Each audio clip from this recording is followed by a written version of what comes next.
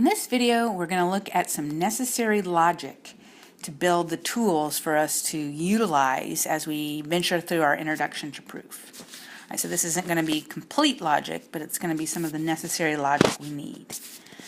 And the first thing we need to define is a statement. So what is a statement? A statement is a declarative sentence. So we declare something, and it is either true or it is false, but not both. All right, a statement is a declarative sentence that is either true or false, but not both. So for example, here are three. 1, today is Monday. Or 3 is prime. Or cats and dogs are the same animal. Now we see that 2 of those sentences are declarative sentences or statements are true, and one of them is false. First 2 are true, and the third one is false. All right, an open sentence is also a declarative sentence, but it takes on different values. So it contains variables, sometimes 1, sometimes more than 1. So for example, here are 2. 2x equals 18, or 3x minus 1 is less than or equal to 12. So as we see, those are statements that are sometimes true for some values of x and sometimes not true for other values of x, right? So these sentences may be true for some values of x, and they may be false for other values of x. We've seen cases where they're true for no values or true for all values, so we have to be careful when we say that these sentences are true for some variables. They may be true for some variables. The values for which the open statements are true make up the domain of the variable. Good. All right, the negation of a statement is really important. And so we need to make sure we have that figured out. All right, so if P represents a statement, then tilde P is the notation that we will use to mean not P. So for example, if P is the statement or represents the statement 3 is prime, then not P should represent the statement not 3 is prime, which normally we don't speak like that. So another way we might say that, not 3 is prime, is 3 is not prime. Great. All right, some sentences are easy to negate, like this one above, 3 is prime, 3 is not prime. But others become quite difficult to negate once we include quantifiers, such as for all or there exists. We will continue to look at negation throughout these videos, but we will look at a few of them that are a little bit more difficult right here. So let's look at the first example. Consider this statement. For all x in z, there exists a negative x also in z, such that x plus negative x equals 0. We quickly see this is a true statement, right? These are the additive inverses in z. So every integer has another integer such that when I add them, we get 0. So to negate this, let's think about what it means to not be for all, which is not for none, right?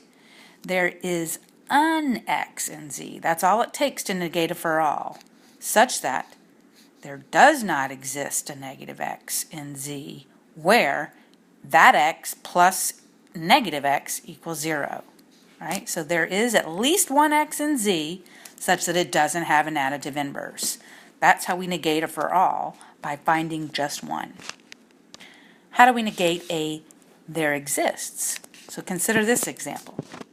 There exists an integer e in z such that x plus e equals x for all x in z. Again, we recognize this as a true statement. E is actually our 0, and it is called the additive identity, right? If you take any integer in z and add 0 to it, you get back that integer. So this is a true statement. But what would it look like if we negated it? All right, so to negate there exists an integer, we write there exists no integer in z such that x plus e equals x for all x in z. We might say it, for every integer in z, there exists an x in z such that when I add e plus x, I don't get back that x. In other words, for any integer that you can pick in z, you can find a match or find another integer in z such that when you add them, you don't get back that integer, which means it's not an additive identity. All right, we will keep looking at those. Let's now talk about the disjunction of statements. We'll consider two statements, but we can apply this to more than once. So we're going to look at the disjunction and conjunction of statements, starting with the disjunction. All right, so consider two statements, P and Q. Those are familiar. We see that P is either true or false, but not both. And Q is either true or false, but not both. Perfect. So the disjunction, P or Q, which we write P V Q, it's kind of a fat V, is true if either P or Q is true, or both. All right? So often when we speak in everyday language, when we say P or true, we mean one or the other, but not both. Right? So that's often in everyday language. We mean P is true or Q is true, but not both. All right? For example, we might say, I am an American or I'm a Canadian, right? Those two, we mean those to mean one or the other, but not both. However, in mathematics, an or statement, or the disjunction, does not mean the exclusive or. Right? So P or Q means P is true, or Q is true, or both of them are true. This trips up a lot of new mathematicians, so be wary of it. P or Q means P or Q or both. All right, we can view its truth validity in tabular form in a way called the truth table. So we'll look at truth tables a lot, and this will be our first one on the next page. So first, we write all the possibilities of P and Q, right? They're both true. P is true, Q is false, Q is false, P is true, or they're both false. So those are the only possibilities of two statements. So remember, P or Q is true as long as one of them is true. So if we fill out this column, we see the first 3 rows are true and only the last is false. Right? That's because for each row we have at least one where Q is true. So it's false, and the only case when P or Q is false is when both P and Q are false. What about P or not P? That's always true, right? Because if P is true, not P is false.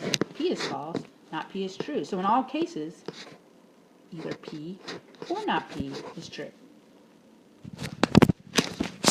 All right, the conjunction of two statements, P and Q, written as P upside down VQ, that's true only when both P and Q are true at the same time. Okay, so P must be true and Q must be true. It is not sufficient, as above, for just one of them to be true. Both P and Q must be true in order for the statement P and Q to be true. Excellent. We see it up top in our truth table, and we see that the top row is the only case where P and Q is true, and that corresponds to when both P and Q are true. What about P and not P? Well, since one of those is always false, that statement is never true. Excellent. Let's keep going. All right, how do we negate the the disjunction? So remember, we're going to be negating a lot. This is, let's just negate the disjunction. So not P or Q. which, by the way, is true when P or Q is false, right? Likewise, not P or Q is false when P or Q is true, right? That's just what happens with the negation.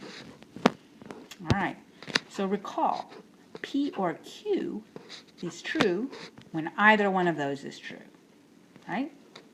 When either P or Q is true, the statement P or Q is false. I'm sorry, is true. So P or Q is false when not at least one of the statements P or Q is true, right? So as long as not at least one of those statements P or Q is true, then P or Q is false. So what is that saying? That's saying that both P and Q are not true, right? Or not P and not Q are both true. So not P or Q is equal to not P and not Q, which again we can verify with the truth table. I'm going to quickly write down all the possibilities of P and Q, P or Q, not P or Q, and so on. Make sure you pause the video and try to reconstruct it yourself, and make sure you understand why each column is what it is. And you can see by filling all these out that not P or Q and not P and not Q are the same. It's another example of De Morgan's law. Excellent. All right. Lastly, in this video, this is a long one, negate the conjunction. All right, so this time we want not P and Q, which is true when P and Q is false. Easy enough. So P and Q is false when at least one of P or Q is false, right? Because in order for it to be true, they both must be true. So as long as one of them is false, P and Q is false. So not P and Q should be equal to not P or not Q. De Morgan's law number 2. Let's quickly verify it in a truth table. I'm writing down all the possibilities of P, Q, P and Q. Then I'm going to negate each of those sentences, not P and Q. I'm going to negate P. I'm going to negate Q. And my last column should be not P or not Q. All right, following our general rule for the or statement and the and statement. And we see those are also the same. Beautiful.